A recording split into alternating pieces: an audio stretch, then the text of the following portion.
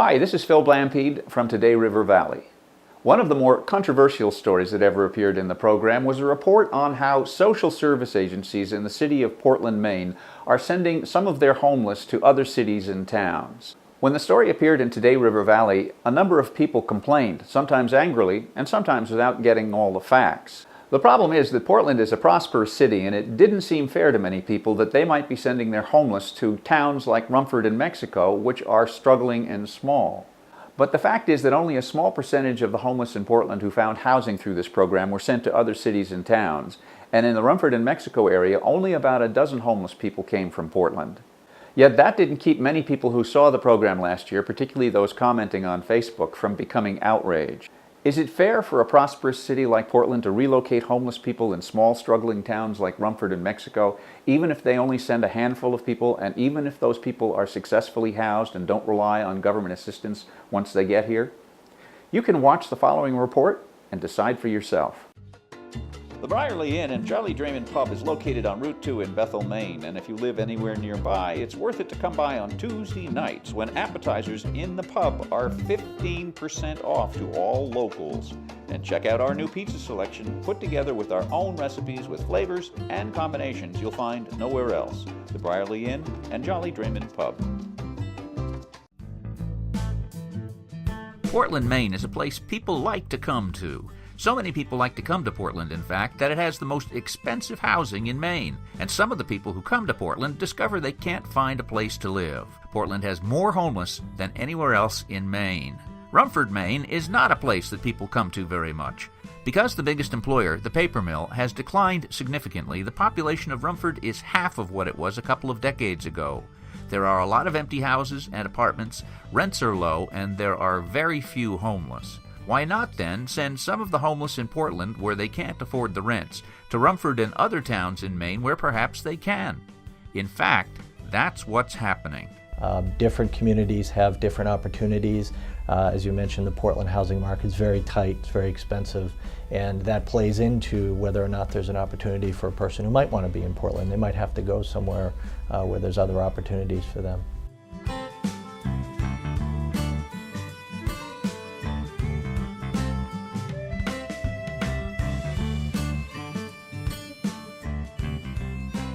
While it makes sense to try to find homes for people where they can actually afford the rents, no community wants to hear that homeless people are being sent in from somewhere else. So to avoid just shifting problems from one place to another, state and Portland city officials are using new techniques which so far seem to be working.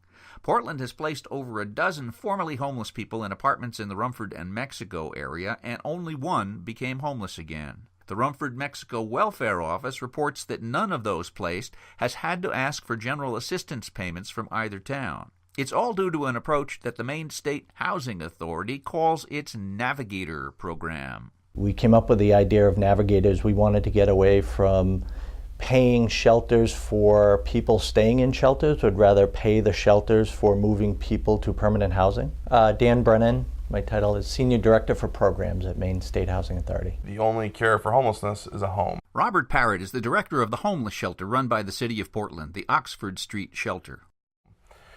Doing that in Portland and the greater Portland area is becoming more and more challenging as there's a lack of affordable housing, there's gentrification issues, affordable units are not being replaced, and multi-million-dollar condominiums are being built. So we've had to expand our search and catchment area to include towns as far away as Rumford, Mexico, Lewiston, also in southern Maine as well, down to Kittery, York. We go where the units are, where our folks can afford based on whatever voucher program that they're using or what they can afford if they're working. As far as the returns piece, overall, we don't see a lot of returns. We have about a 90% success rate where someone leaves the shelter and we don't see them. Again, 90% of the time. The success comes from having people on staff for which the Maine State Housing Authority has coined the term navigators. Much of the federal funding for the homeless is channeled through the Maine Housing Authority. The authority used to give aid just to support the cost of running emergency shelters, but that has changed. Now, the authority gives more money to shelters and other programs that hire navigators and less to those that don't. Dan Brennan describes how navigators work. The key is to have a system set up so that the person who's entering the shelter can be assessed just like any other person wherever they may be. And then they work with a navigator to determine what their solution is. And so where people end up living or where they end up being housed is a relationship between the client and the navigator to make those decisions. There's a follow-up component that a navigator does when they work with people from the shelter.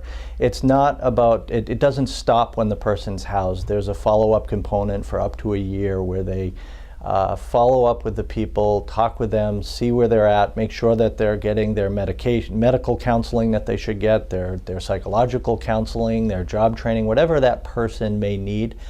And that, I think, helps a lot of people succeed. People become homeless for a number of reasons, and identifying it individually and solving it individually we found is the most successful way to go. And actually our funding is attached to outcomes that says if we don't keep 85% of our people housed, we don't receive funding from Maine State Housing Authority. And how we do that, or how we feel we do that, is through consistent and commitment. Aaron Gear is a program manager in the Portland City Health and Human Services Department. And so Rob and Rob's staff are going out to meet folks. They're going out weekly, sometimes minimally monthly, to check in on folks, make sure folks' bills are paid, make sure folks have enough food. Obviously food is an issue, scarcity in some cases. And so trying to find other resources to put together.